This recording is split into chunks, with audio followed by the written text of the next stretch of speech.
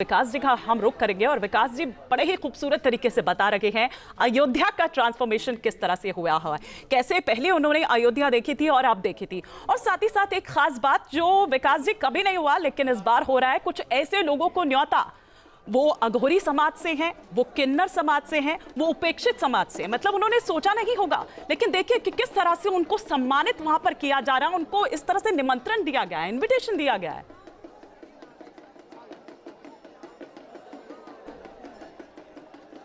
जी बिल्कुल, इस बार की जो व्यवस्था की गई है उसकी मुझे लगता है कि जितनी प्रशंसा की जाए उतनी कम है। आपको याद होगा कि जब प्राण प्रतिष्ठा का अवसर था तो देश दुनिया के चुनिंदा लोग बुलाए गए थे। उसके पीछे मजबूरी भी थी, सुरक्षा भी के कारण भी थे, स्थान की भी कमी थी और तमाम सारे सेलिब्रिटीज थे, उद्योगपति थे, उसके बाद दुनिया के श्रद्धालु थे, सब साधु संत महंत थे। लेकिन स्थानीय लोग, आसपास के जिलों के लोग, जो सामान्य लोग थे, वो लोग छूट गए थे। तो लोगों में इस बात का रोष भी था, लोगों को अफसोस भी था कि उस अवसर पर हम मौजूद नहीं रह सके।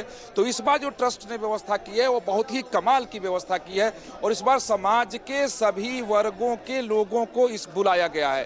कहता है कि राम जी सबके और राम जी हमारे और हम सब राम जी के हैं। ये नारा भी वहाँ मुख्य द्वार पर लगाया गया है और जात पात पूछे नहीं कोई, हरि के भजे से हरि को हुई, इस बार यही मुख्य द्वार पर लिखा गया है। अब बात भी सही है कि राम जी सबके हैं और सब राम जी के हैं और राम जी कभी कोई भेद नहीं करते थे। तो चाहे वो अगर संविधान वाली भाषा में हम बोलें कि चाहे वो ओबीसी हो, एससी हो, एसटी हो, वंचित समाज का व्यक्ति हो, मजदूर हो, ऑटो चालक हो, रेहड़ी पे काम करने वाला पलदार हो, बेलदार हो, उन सभी समाज के लोगों को इस बार आमंत्रित किया गया है कि सभी आकर के इस गर्व को महसूस कर सके और उनको इस बात का फक्र हो कि मुझे भी बुलाया गया था, छोड़ा नहीं गया। क्योंकि देखिए प्राण प्रतिष्ठा के बाद से बहुत सारी राजनीति हुई और कई तरह की बातें कही गई, आरोप लगाया गया। वैसे राम मंदिर के ऊपर शुरू से राजनीतिक तौर पर आरोप लगते रहे हैं, बयान आते रहे हैं, राम जी को भी लोग छोड़ते नहीं हैं और मुझे लगता है इस आयोजन के बाद भी शायद ही छोड़ें।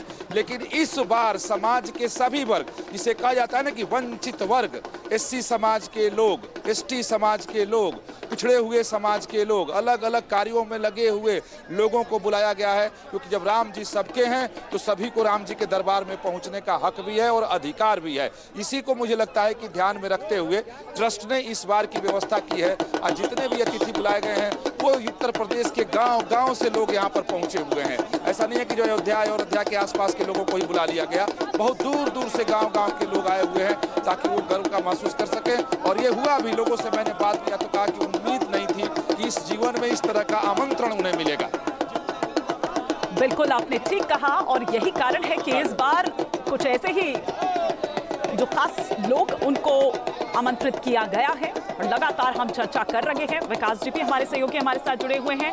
लता चौक पर इस वक्त हमारे वरिष्ठ सहयोगी रमेश भट्ट भी इस वक्त हैं। बीच में तस्वीरें हम जो आपको दिखा रहे हैं, प्रधानमंत्री नरेंद्र मोदी का ये काफिला, और देखिए ये वहां से गुजरता हुआ, लोग छतों पे भी चढ़े हुए हैं। लोगों को जहां पर जैसे ध्वजाएं जो अलग अलग हैं वो यहाँ पर भगवा वैसे ही लहराती हुई अयोध्या में नजर आ रही है। आज अयोध्या बिल्कुल दुल्हन की तरह सजी हुई है और ये एक अलग ही छटा होती है। जैसा राम मंदिर के वक्त पर हमने देखा था जब प्राण प्रतिष्ठा की जा रही थी, तब प्रधानमंत्री नरेंद्र मोदी वहां पर पहुंचे थे, तो उस वक्त भी हमने देखा था कि एक अलग ही छटा थी जो अयोध्या की देखने को मिल रही थी। और आज एक बार फिर से आप देखिए कि अयोध्या वैसे ही दुल्हन की तरह सजी धजी नजर आ रही है। प्रधानमंत्री नरेंद्र मोदी जो कि इस वक्त पहुंच चुके हैं अयोध्या में, रोड शो इस वक्त वहां पर उनका चल रहा है।